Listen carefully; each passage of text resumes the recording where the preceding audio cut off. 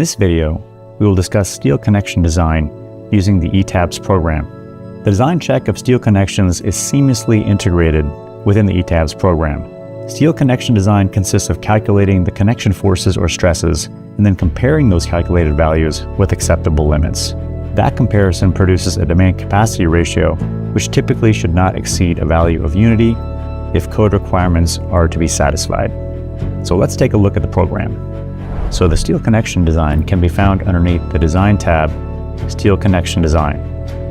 And we'll go through all of these. We'll take a look at the preferences, we'll select some design combinations, go through the design check, as well as the interactive design.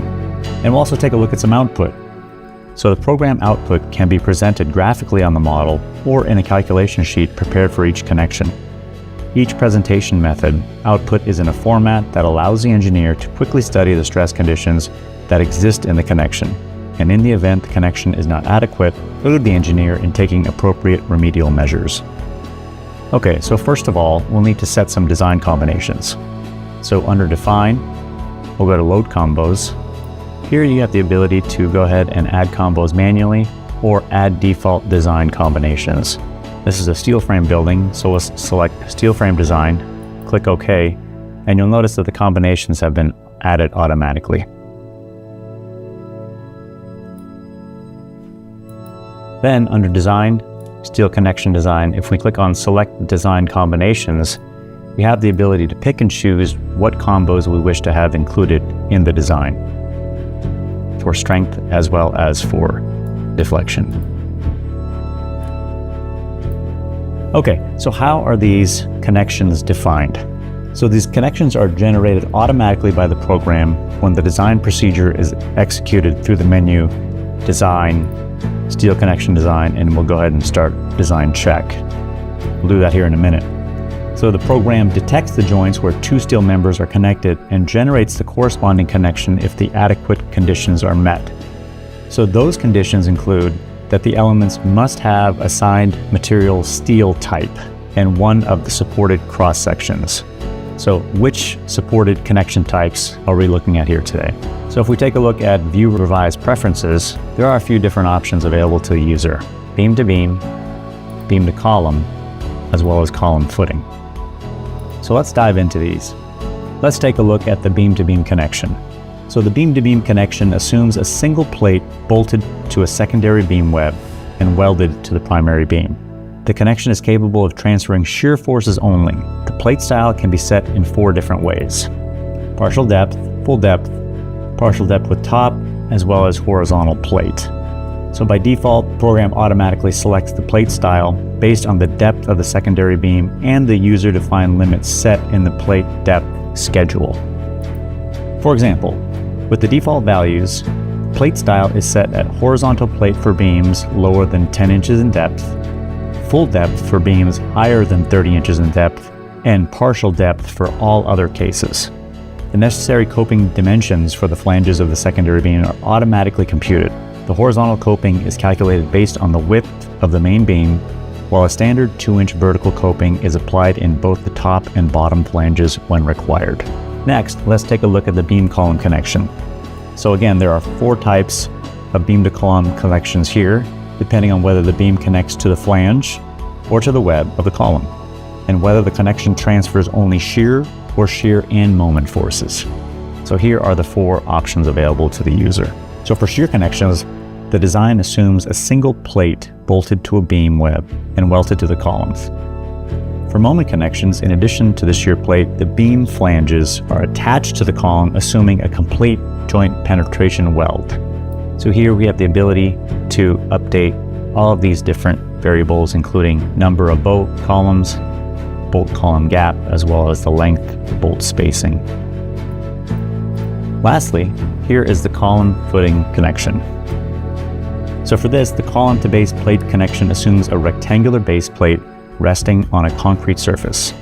The column is considered to be welded at the center of the plate with 4 anchor rods, 1 in each corner, embedded in the concrete. Column to base plate connections are created in columns that have support assigned. Depending on the magnitude of the reaction forces, the design is divided into 4 different scenarios: tension only, compression only, compression in small moment, as well as compression in large moment. So you'll notice if I click on any one of these variables, you'll see that the description is loaded. You'll see that the description is located in the top right-hand corner of this dialog box for any one of these options. Now that we've done that, why don't we go ahead and run the design.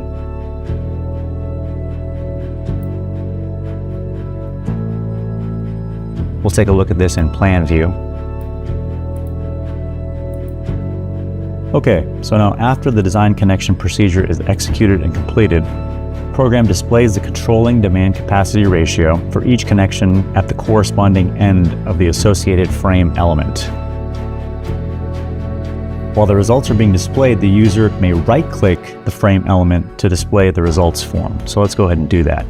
If we right-click here, you can see for this specific connection, here is the results form. So as you can see, it'll display the design connection, the design parts, as well as a unique 3D view here. You can rotate around, taking a look at the connection in a little more detail.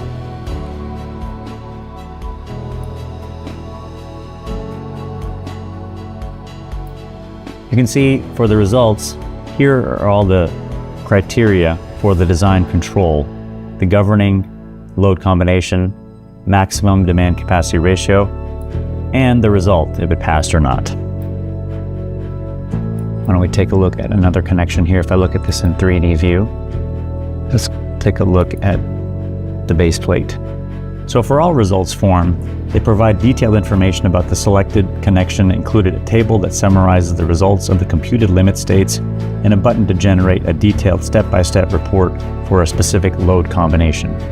So if we select this specific combo, we can take a look at the summary. You can zoom out a little bit. You can take a look at the specific output reported for each one of these specific connections.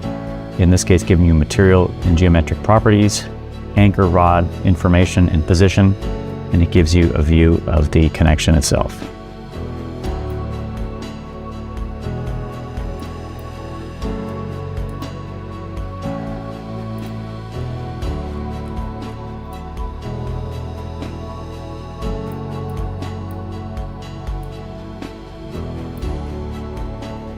Just a quick note about the demand capacity ratios. So determination of the controlling demand capacity ratio for each steel connection indicates the acceptability of the connection for the given loading conditions. So these include factored forces, which are determined for each connection location. Nominal strengths and controlling material thicknesses are calculated for various criteria based on equations, as well as factored forces and material thicknesses are compared to nominal strengths and limiting thickness to determine these DC ratios. For more detailed information, we have a manual included, which can be found underneath the Help menu, Help, Documentation, Steel Connection Design, and these are the two codes which are available to the user currently. Also, for more information, please visit our website, csiamerica.com. Thank you.